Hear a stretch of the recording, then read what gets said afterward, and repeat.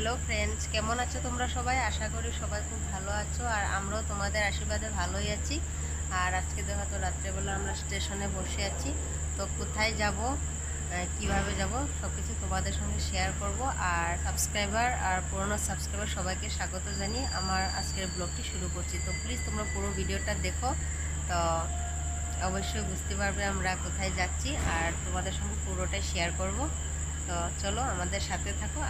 আর দাদা আর ভাই আমাদেরকে ড্রপ করতে স্টেশনে এসেছিলো, তো ওরা এখন চলে যাবে।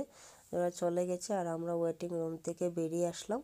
বেরিয়ে এসে এখানে বসবো। আর এই যে ট্রেনটা আসছে, এই ট্রেনটা যাওয়ার পরেই আমাদের ট্রেন আসবে। আমাদের ট্রেন আছে 11টায়, তো এখন 10:30টার মতো বাজে। তো ট্রেনটা যাওয়ার পরেই আমাদের ট্রেন।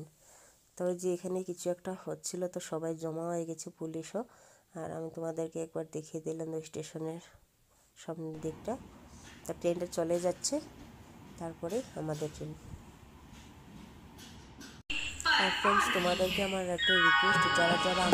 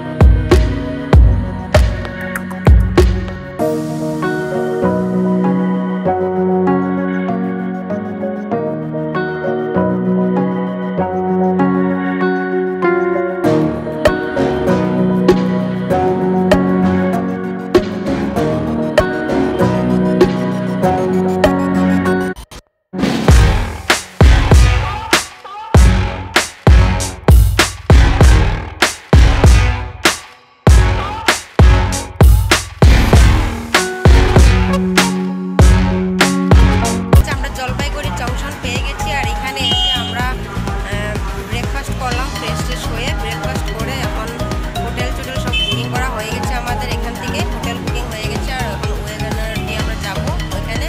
তো যেতে যেতে বলছে যে ওরা 4 ঘন্টার মতো সময় লাগবে। তো দেখি কতটুকু সময় লাগে। আর যেতে যেতে তোমাদেরকে দেখাবো পুরো রাস্তাটা। তো তোমরা আমাদের সাথে থাকো আর ভিডিওটা পুরো দেখতে থাকো। তো আমরা জলপাইগুড়ি থেকে গাড়ি ধরে গাড়িতে উঠে পড়লাম, আর গাড়ি রওনা হয়ে গেছে। আর এখানে প্রচণ্ড গরম, দেখতেই পাচ্ছ কত রৌদ্র। তো দেখি কতটুকু সময় লাগে। আর এই যে বেঙ্গল সাফারি, এই জায়গাটা দেখতে বেশ ভালোই লাগছে। আর এখানে ট্রেন আসছিল, তো গাড়ি দাঁড়িয়ে আছে, তো আমরা ভাবলাম ফ্রুটি খেয়ে নিই। তো ফ্রুটি খাচ্ছি দুজনেই।